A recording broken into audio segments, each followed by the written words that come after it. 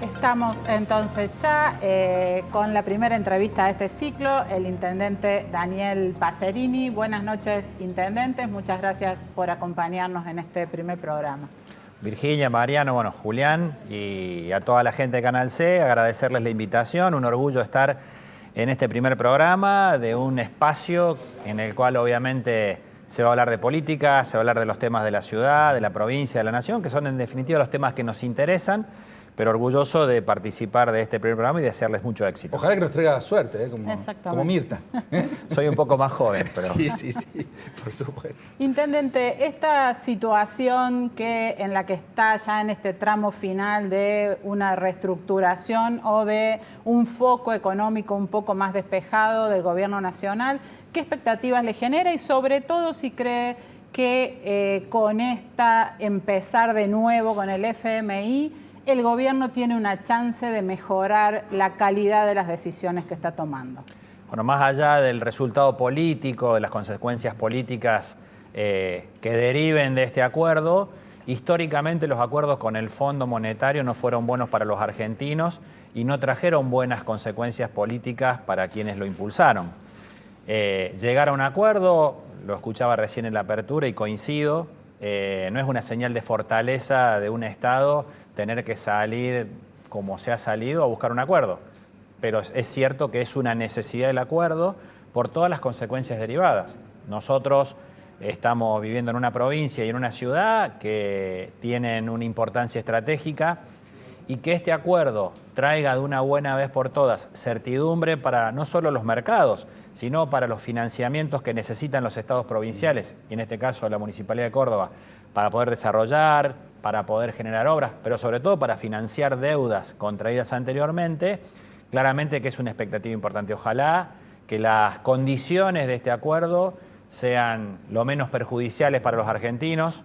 No quiero decir que sean buenas porque nunca son buenas, pero que sean lo menos perjudiciales. Y del lado positivo, que generen un marco de certidumbre hacia adelante que en el caso de la municipalidad nos permita sentarnos a reestructurar una deuda de la cual hemos tenido que pagar de manera obligada en el último año y 3 meses 75 millones de dólares. Intendente, ¿es de los que piensa que sin acuerdo con el fondo, el plan que ideó Milei con Caputo empezaba a quedarse sin combustible? Queda claro que es un plan de ajuste hasta ahora, no hay un plan económico, no hay perspectivas ni objetivos de desarrollo hasta este momento. Es decir, el gobierno nacional logró un primer gran objetivo que era controlar la inflación. El costo de ese objetivo ha sido socialmente muy alto, muy oneroso, es decir, reducir el déficit fiscal fue a costa de incrementar el déficit social, y esto es claro. Y hay otro déficit que es el político, que no es menor, porque los acuerdos políticos son los que pueden sustentar los acuerdos económicos. Yo no creo que sea al revés.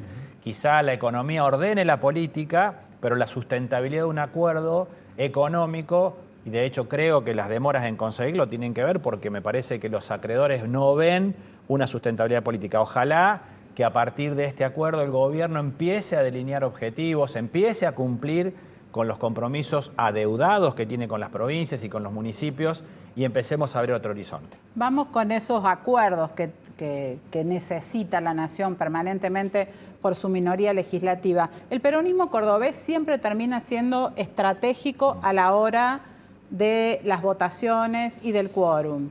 Usted, como miembro importantísimo del peronismo cordobés, ¿comparte el criterio del gobernador y de los diputados del peronismo de cómo se paran ante las diferentes situaciones? Absolutamente. La fragmentación parlamentaria o la fragmentación de espacios que hay en el Parlamento le da un valor trascendental a cada minoría. Nosotros tenemos un bloque de diputados nacionales que obviamente responde a los intereses de la provincia y los intereses de la provincia son los intereses de los cordobeses. Claramente hay condiciones y hay acuerdos no cumplidos de parte del gobierno nacional, pero también sabemos que el gobierno nacional, que tiene una debilidad política evidente, necesita de respaldos legislativos para garantizar gobernabilidad. Creo que en esas dos variables están explicadas nuestras decisiones. Nosotros sabemos que el gobierno nacional necesita tener herramientas para gobernabilidad, pero esa gobernabilidad también implica que los gobiernos provinciales, en nuestro caso nuestra provincia, que viene reclamando judicialmente y con razón, con fallos a favor, deudas previsionales y también deudas de obras que el gobierno nacional, no solamente este, sino los anteriores, han generado hacia la provincia y no han cumplido. Bueno, siempre la expectativa de nuestro gobierno es lograr resultados. Y en esos resultados van las decisiones políticas que para mí han sido estratégicas y han sido positivas. En un ratito vamos a hablar de la gestión, porque hay muchos temas para pimponear sobre la gestión, pero me gustaría indagar un poquito más. Recién dijo usted resultados. Estamos hablando de un año electoral donde los resultados van a ser importantes para el proyecto político de Hacemos Unidos por Córdoba, con una decisión que todavía tiene que tomar el exgobernador Juan Schiaretti, a ver si va a ser o no parte del juego. ¿Este 2025 empieza a definir el 2027? Creo que las elecciones de medio término definen situaciones que tienen que ver con la política nacional, que claramente inciden sobre la política provincial y los escenarios municipales. Pero me parece que son elecciones distintas. Creo, hoy no solamente es el día de apertura de este programa, sino que hoy comienza el calendario electoral en Argentina. Están en este momento contando los votos en Santa Fe, donde hay una primaria abierta, que tiene que ver con elegir convencionales constituyentes. Santa Fe es una de las pocas provincias donde, entre otras cosas, no reformó la Constitución en los últimos 50 años, no tiene reelección el gobernador. Y además se discute territorio, porque hoy se renuevan comunas, también, que son casi la mitad de las localidades, y se renuevan concejales en las ciudades. Es una elección trascendental donde creo se puede empezar a vislumbrar un escenario que no se repite en todas las provincias, pero que me parece que puede marcar una tendencia donde creo que al gobierno nacional no le va a ir muy bien. Ya que fue a Santa Fe, hay una sintonía muy notoria a través de la región centro entre Yarlora, Puyaro, Rogelio Frigerio, pero especialmente con el radicalismo santafesino por parte de Schiaretti, señales constantemente. ¿Existe la posibilidad de una confluencia con esa fuerza santafesina? Hoy hay objetivos de gestión y objetivos territoriales claramente definidos que tienen que ver con proyectos para el desarrollo de las provincias, pero también hay un objetivo y una coincidencia federal. Martín siempre lo dice, podemos pensar distinto, pero podemos tener objetivos comunes. Creo que aplica en lo que es hoy la realidad de la región centro, 3 gobernadores del PRO, uno procedente del radicalismo, si bien está en una coalición, y nosotros que provenimos del peronismo cordobés. Creo que la región centro es un escenario muy interesante para el desarrollo de la Argentina, pero sobre todo para el desarrollo del futuro de la política argentina. Creo que ahí hay una base para la discusión de lo que viene, que yo creo que este punto de inflexión que significó la elección del 2023, con una irrupción de una fuerza política que prácticamente no tiene antecedentes, que se formó poquitos años antes, obviamente generó una enorme expectativa y los resultados no están a la altura de las expectativas.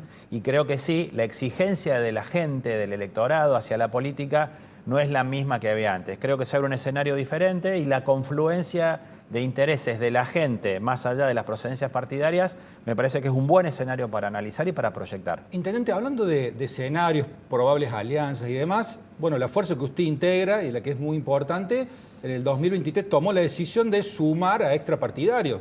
Su compañero, su viceintendente, es un hombre que viene del PRO, con pasado en el peronismo, pero tuvo su paso en el PRO. La vicegobernadora es de origen radical. ¿El cordobesismo funcionó? A ver. ¿Funciona? Sí, claramente. ¿Tiene futuro?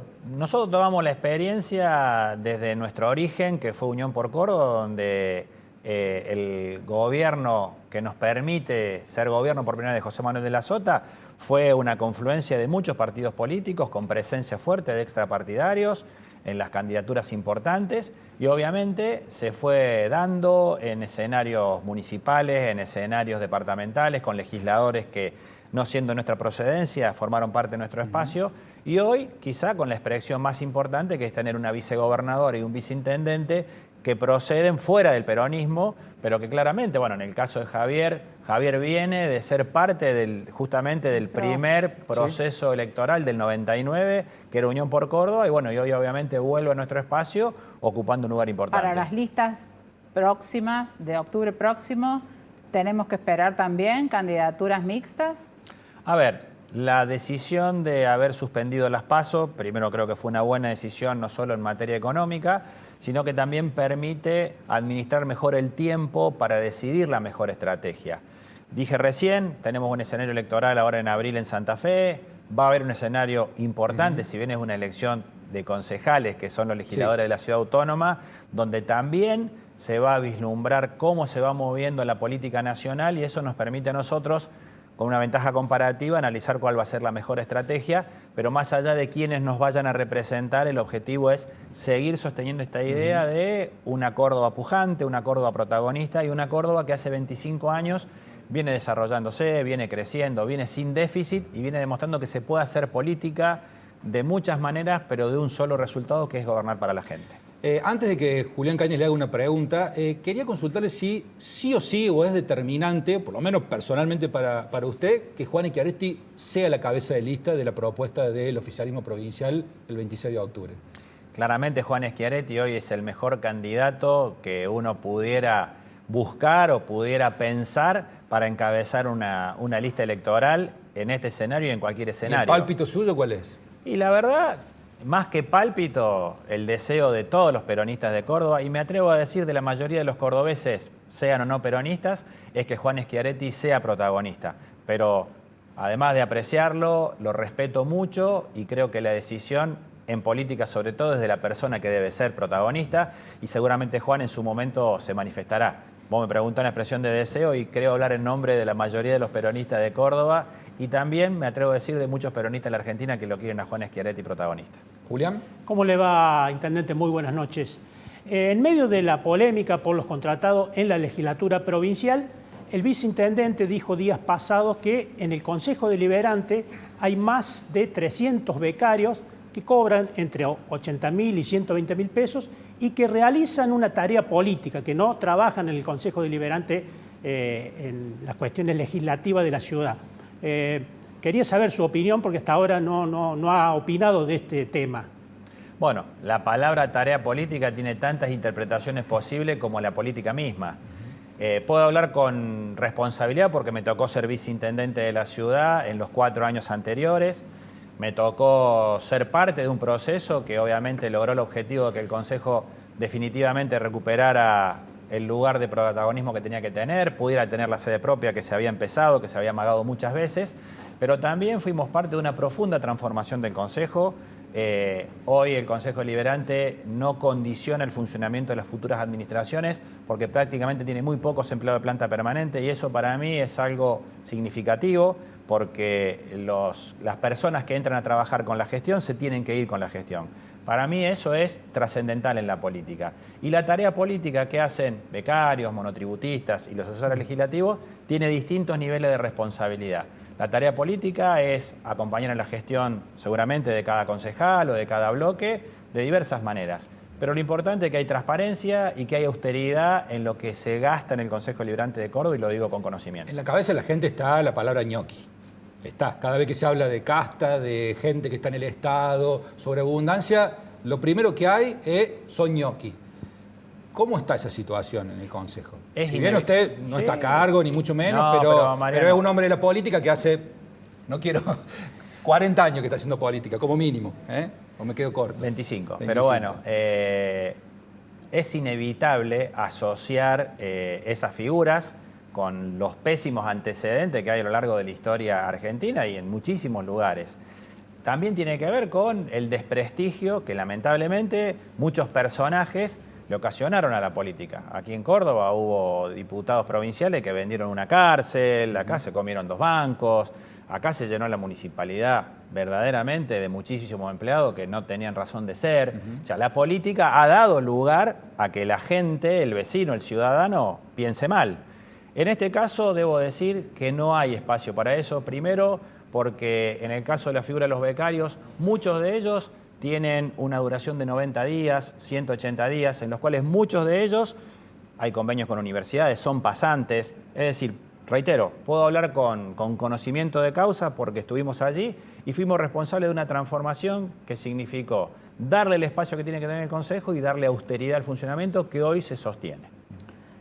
Hablando de empleo, ¿cuál es su análisis sobre el 13º periodo de Rubén Daniele frente al SUEM. Acaba de ser reelecto la semana pasada. El día jueves, ¿sí? El día jueves ganó con Así el es. 84% de los votos. Creo que era previsible lo que uno conoce de la realidad del sindicato y de los trabajadores municipales. Claramente, desde tantos años, es la figura que concentra y conjuga el sentimiento de los trabajadores, y eso hay que respetarlo.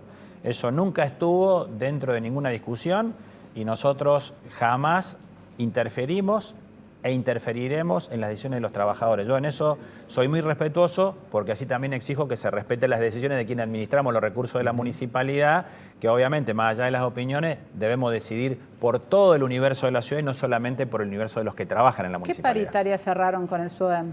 Hasta ahora venimos con un acuerdo que va bimestralmente, donde estamos contemplando la inflación actual y donde estamos viendo, obviamente, con mucha responsabilidad, la realidad de los recursos de la municipalidad. Yo debo decirlo, y esto lo sabe no solamente el secretario general, sino todos los trabajadores, y lo sabe creo que toda la gente de la ciudad de Córdoba, la actividad económica está claramente resentida, Afectada. la recaudación de los estados municipales no es diferente a la de las empresas. Hay un momento económico muy complejo, con un incremento de demanda de servicios de parte de la municipalidad. Este experimento económico de desaparición del Estado Nacional no significa ninguna solución para las provincias y los municipios, significa multiplicar los problemas. Y por citar un dato reciente, el mes de marzo para la municipalidad significó un mes muy duro, no solo porque llovieron 350 milímetros y la ciudad quedó hecha un desastre, sino porque además Los vencimientos de deuda. debimos afrontar, por un lado, el vencimiento de la tercera cuota del crédito internacional que tomó en su momento una administración anterior a la nuestra, de 150 millones de dólares, de los cuales desde marzo del año pasado, por la falta de acuerdo con el fondo, rigurosamente me toca a mí y a mi gestión pagar cuotas. Hemos pagado este mes que pasó la tercera cuota, pero además hay que recordar que en marzo del año pasado apenas asumimos... Hay que ir levantando lo que, Claro, se pidió para eso. Nos enteramos que después de 5 años había que pagar una cuota de capital porque la situación nacional no daba certidumbre y el acreedor exigía. Entonces tuvimos que salir a tomar una letra de vencimiento corto que venció exactamente en el mes de marzo de este año, donde nos debitaron durante 15 días hábiles 2.200 millones de pesos por día, es decir, más de 30.000 millones de pesos, más de 30.000 millones para comprar 25 millones de dólares. El mes de marzo significó un agujero o un retiro de recursos que podríamos disponer de casi 65.000 millones de pesos. ¿Y eso hay señales juega. concretas de que eso se va a poder reestructurar a partir de la próxima cuota? Si hay alguien que tiene tanta expectativa como el ministro Caputo de ver un acuerdo con el Fondo Monetario, y no porque lo deseare, somos nosotros, porque obviamente necesitamos tener certezas para poder renegociar. Córdoba, debo decirlo, la municipalidad y la provincia han logrado la mejor calificación de Moody's, que es una consultora internacional que verifica los estados financieros, pero obviamente eso se hace a partir de un gran esfuerzo que tenemos que cuidar y tenemos que ser responsables en las paritarias y en la administración del gasto. Intendente, ¿y usted cree que todo ese contexto desfavorable que le tocó el primer año fundamentalmente de gestión, comparada con una gestión que, digamos, el 2023 fue la gestión que le dio el triunfo a Gallardo y también, por supuesto, usted fue parte de esa gestión, era viceintendente, pero siente que usted de algún modo está pagando esa cuenta, es decir, con una ciudad que probablemente en general los cordobeses, vos le pregunta, ¿está mejor o peor que hace un año? Y probablemente la respuesta es, y creemos que no está como estaba hace un año atrás. Y claramente la pregunta de qué estaba mejor y qué está peor, creo que ningún argentino está mejor, lamentablemente, ningún cordobés está mejor, y obviamente nos tocan las generales de la ley.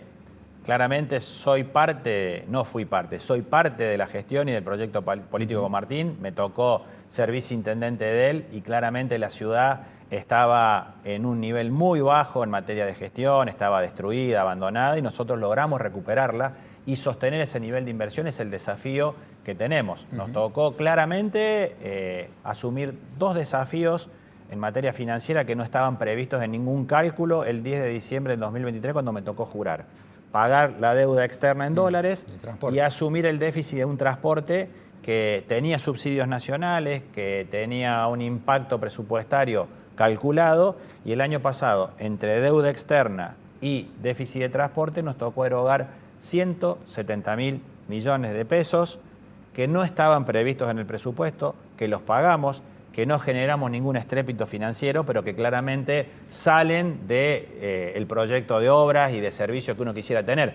Si uno le pone el número de colectivos, o el número de ambulancias, o el número de cuadras de pavimento a 75 millones de dólares o a 100.000 millones de pesos de transporte, imagínate, nosotros ahora estamos empezando una obra de 800 cuadras de asfalto, cloacas y cordón cuneta, que significa una erogación de 57.000 millones de pesos. O sea, estamos hablando del triple. ¿Eso venía demorado? ¿Está activándose ahora? No, esa obra ya está licitada y en el mes de abril, entiendo que después de Semana Santa, ya comienza, son 36 polígonos de obra, más toda la obra que estamos haciendo en este momento. ¿Se redujo la prestación del servicio de higiene urbana?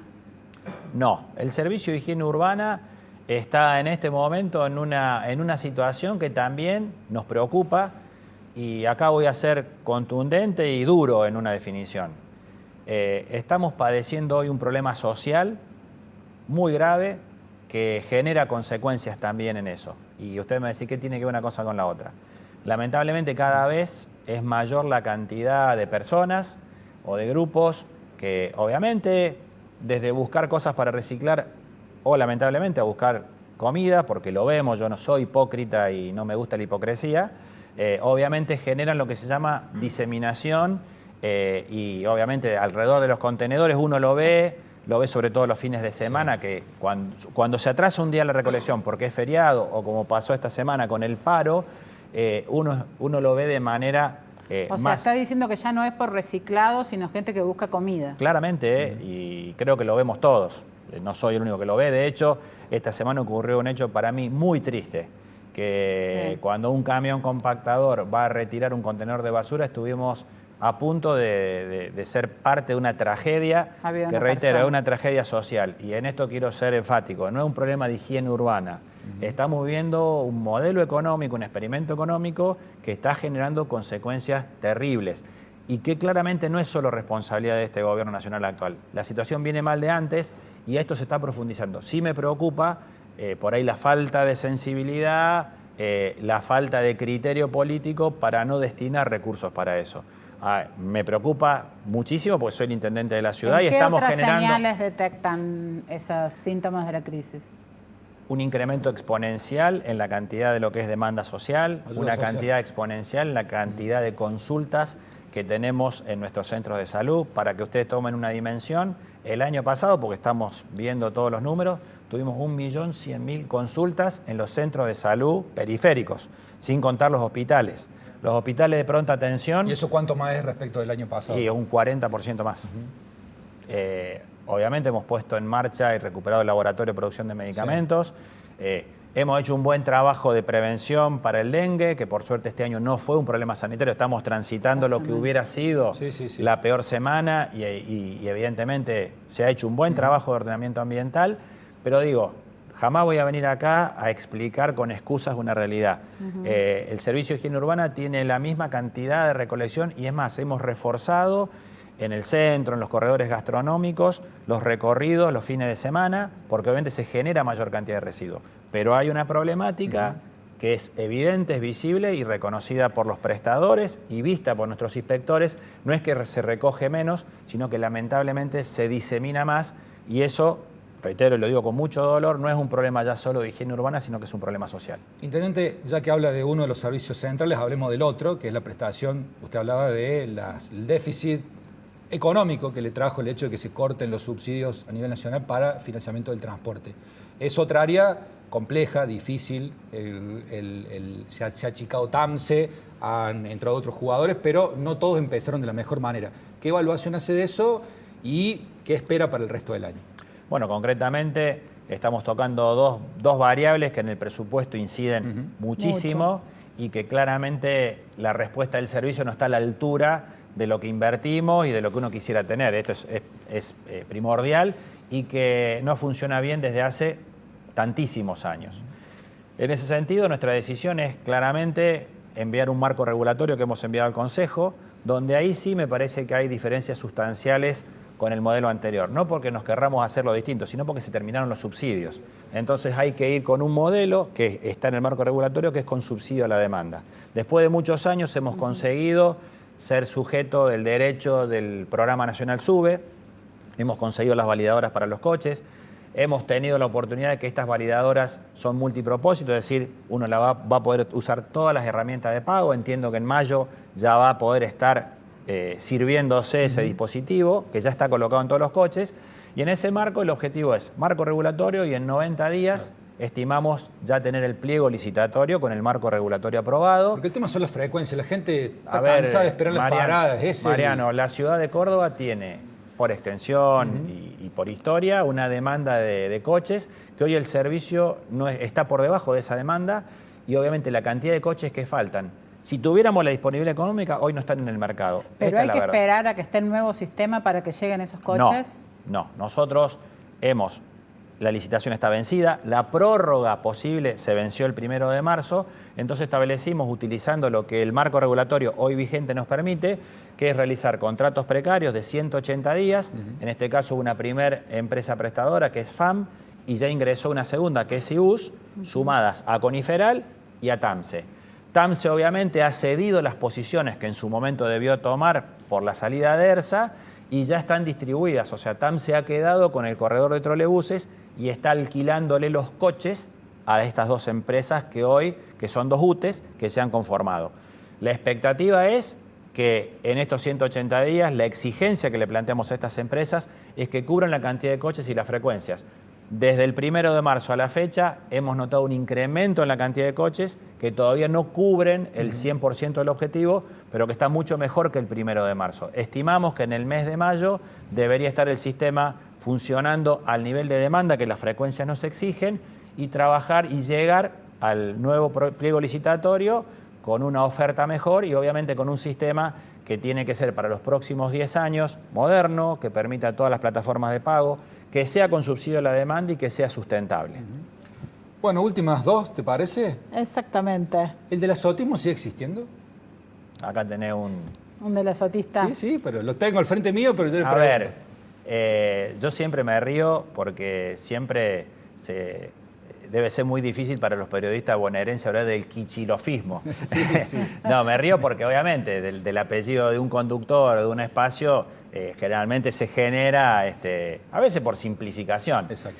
El del azotismo es la influencia de un líder político que Córdoba tuvo y que tuvo la Argentina porque tuvo trascendencia nacional, que claramente acá tenés un discípulo, un aprendiz, y alguien que lo tiene presente todos los días, no solo desde la mirada política, sino en este momento creo que hablar de los ismos hoy me parece que es ya equivocarse en el análisis político. Yo me considero un humanista más allá de todo lo otro, y esa quizás fue la visión que De la Sota no me enseñó, porque uno es humanista por naturaleza o por formación, pero sí me hizo ver cómo aplicar a la política esa visión humanista, pensar en la persona antes que en todo lo otro para mejorar la realidad. Eso se comprende, pero por ahí vemos a Natalia De la Sota muy alejada de los lineamientos del peronismo cordobés, y esa situación sí que genera algún ruido en lo que es el oficialismo, ¿no? ¿Dónde está Natalia? ¿Sigue en el peronismo?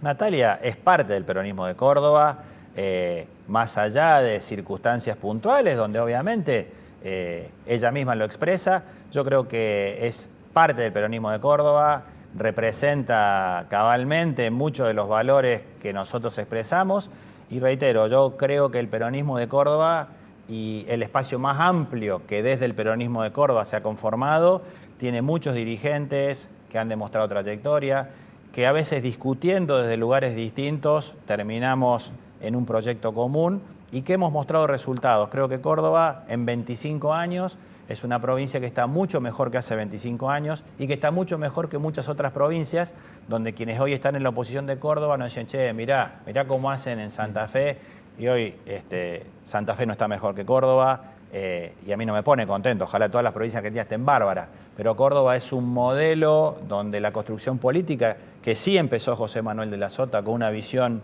amplia, con una visión integradora, de la Sota cultivó el respeto político, ha recibido agravios como creo pocos dirigentes lo han recibido y siempre mostró grandeza. Yo siempre recuerdo que a de la Sota le tocó despedir a dos exgobernadores radicales, a Ramón Bautista Mestre y a Eduardo César Angelos, y se les tanto Schiaretti como de la Sota, les brindaron el reconocimiento que muchos de sus partidarios negaron.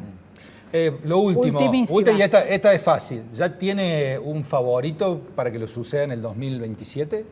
No, falta un montón. Quizá la única ventaja que tengo en todo este mar Que de no tiene problemas reelección. es que no tengo reelección y que estoy todos los días dedicado, desde que me levanto a las 6 de la mañana hasta que termina el día, a trabajar para que la gente de la ciudad esté mejor. Porque decir que la ciudad esté mejor solo son obras y hoy la gente necesita que nos dediquemos y en mi caso no estoy pensando en lo que pase el 11 de diciembre del Igual lo podemos 2027. ayudar. Preto, Prunoto, Calvo, Siciliano. Siciliano. ¿Qué más? Mira, cuando hay Estamos. tantos Pichi Campana. Pichi cuando hay Campana. tantos precandidatos buenos es porque todavía no hay ninguno. Buenas noches, intendente. Muchas gracias. No, gracias a ustedes y mucho éxito con este nuevo emprendimiento periodístico.